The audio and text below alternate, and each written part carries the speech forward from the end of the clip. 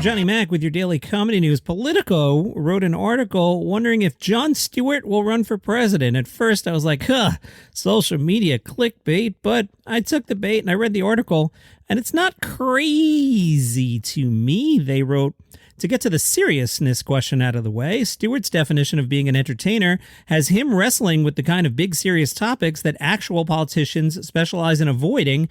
Jon Stewart spends his time on his Apple show discussing policy issues such as abortion, climate change, gun control, misinformation, modern monetary theory, and other wonky current topics, with the occasional Judd Apatow and Mark Cuban appearance thrown in. You could tell something was in the water at the recent Mark Twain Awards show on PBS. Stephen Colbert, Dave Chappelle, and Pete Davidson all raised the prospect of Stewart running for the White House in their tributes to Stewart.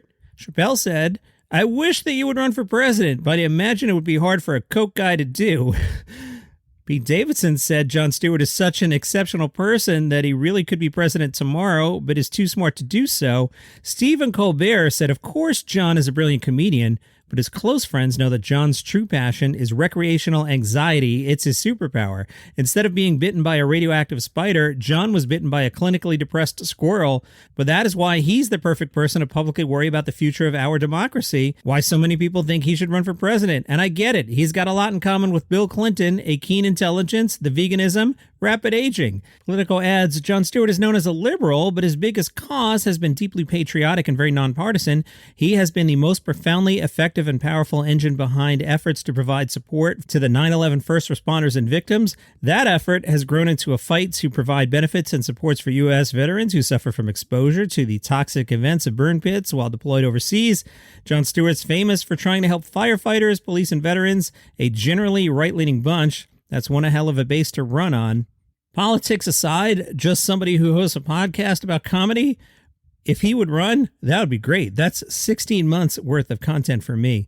Hey, I watched Bill Burr's special. Let me tell you right here, all those reviews I read to you last week, they're wrong. Stop overanalyzing the damn special and just watch it and laugh. It's funny. I'm not sitting there going, oh, is Bill really struggling with what he believes? He's a joke teller. He's telling stories for comedic effect. How do you not understand that? Stop looking for deep meaning in a Bill Burr special. I did like the first half better than the second half. That just might be me fatiguing because I'm a comedy snob. I really enjoyed the stuff about the WNBA. Then he went into a mushroom bit, and I was kind of lost. And at one point, I realized I was playing on my phone a little too much. And then he went into some 70s, 80s, growing up in the 70s, 80s material that you've heard before and you've probably done yourself with your friends if you're of a certain age. So it's not groundbreaking, but it was still funny. Right now, I have Bill Burr at number 4 on my year-end list. Do you want to know what the year-end list is? I could tell you. It's not a secret. Where's the year-end list? Best of 2022. Right now, and we've got a lot of time left. Right now, I've got Burr at 4. That's my time with David Letterman at 3. Norm Macdonald's special at a strong 2. And Norm would be number 1 if not for George Carlin's American Dream, which was great. There are some other things on the list, but come back in December and I'll tell you what those are. Artie Lang was on Twitter, said, happy to announce that I've completed the New Jersey Drug Court program. Thanks to my family and friends and fans for all your support. I worked with Artie a handful of times back in the SiriusXM days. Good guy. Hope he's doing well. Whitney Cummings has a new Netflix special coming out. This will be out July 26th, so just over a week away. It's titled Jokes, filmed earlier this year at the New Jersey Performing Arts Center. Whitney Cummings described the special as more nostalgic and emotionally cozy, no politics, no lecturing, and no self-indulgence. As media is getting more and more fractured, I like the challenge of going, how do I appeal to everybody? I'm still interested in what unites us all and what we all have in common. Comedians, we're so masochistic. The idea of trying to find somebody we can all agree on right now is probably a psychotic mission. So she's not going to do 10 minutes of trans jokes? Whitney Cummings, Jokes, hits Netflix July 26th. Vulture writes, a couple months before she taped her special, Nikki Glaser had a bad night at a comedy club. After killing it with jokes about anal sex, the next comic on the lineup proceeded to dedicate his entire set to talking about how disgusting Nikki Glaser was for talking about that stuff. She later learned that the other comedian felt what she was doing was easy, a word often thrown at women comedians who talk about sex. It's something she's had to deal with her whole career, since she knows there are men in comedy who think sex jokes are the only reason she's successful. Glaser spoke to the Good One podcast and said, you know, people want to see entertainers do what they're good at. Do you want to see Paul McCartney do a badminton demonstration? What some call easy, out of jealousy, is actually what's natural, organic, and special about Glaser. From the Laugh Button, comedian Kate Berlant will debut a new one-woman show off-Broadway later this year. Of interest here, directed by Bo Burnham. The one-woman show Kate, quote, will explore the events in Kate Berlant's life that have brought her to this moment. Embodying many characters, she expertly morphs before our eyes and exposes the truth she has until now kept hidden. It's off-Broadway, August 20th through October 8th. Alrighty, pay attention. You got to participate. Last weekend, I was emailing back and forth with Scott Beckett because he had gone to buymeacoffee.com/Daily Comedy News, and he bought me not one, but 2 iced coffees. We were chatting about the show, and he said he first discovered the show when I was doing the Top Dog stuff, where we would pit one comedian against another, and you guys would vote, and that inspired me to bring it back, all right? So we're going to do Top Dog again for a few weeks here. This week, let's do the Gossip Corner edition. So my question to you, who's got the best dating game? Is it John Mulaney, currently dating Olivia Munn, or Pete Davidson, currently dating Kim Kardashian, all right? So we're not voting on who's funnier. I think we all know who's funnier. I'm not going to say it because you know who is funnier between John Mulaney and Pete Davidson, right? There's no doubt there. So we're not going to have that contest. This is about, as we called it back in Queens, who's got game? John Mulaney or Pete Davidson? Maybe this is fun. Maybe this is the worst idea ever. But let's do it. All right, who's got game? John Mulaney, Pete Davidson. So what you're going to do is you're going to go to the various social medias, if I did everything right, on Instagram at Daily Comedy News, or on the Facebook group, Daily Comedy News Podcast Group. You will find a picture of John Mulaney and Pete Davidson, and under it, you'll write who you're voting for. Why? I don't know. It's the summer. If I'm counting right, I'm 9 days away from heading up to the Montreal Comedy Festival. They've announced a couple more shows.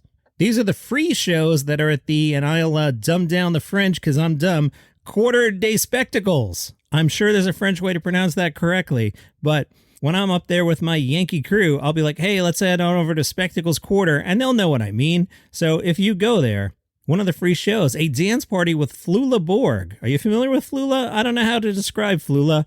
Why don't you Google Flula Borg? He's doing this kind of German thing that's, I don't know, it's weird, it's quirky, it's funny, I enjoy it. The Dance Party with Flula Borg is the perfect blend of stand-up and metal, coming from the world's 789th best heavy metal band, Iron Ladle. Trixie Mattel will be doing some free shows at the Spectacles Quarter, and the Goddamn Comedy Jam, hosted by Josh Adam Myers. That's the intersection of comedy stardom and rock and roll dreams. Comedians perform a stand-up set and a short story, followed by a song, accompanied by a live band. So when you go up to the festival, and if you're going, drop me a note. We could have a beverage, or we can hang out at Spectacles Quarter and watch some of these live acts. One of my favorite things to do at the festival is hang out on whatever the main street is there by the main hotel. I don't know. I know how to get there. I can drive there without directions. I can walk there. Can I tell you where it is? No, it's like, I don't know.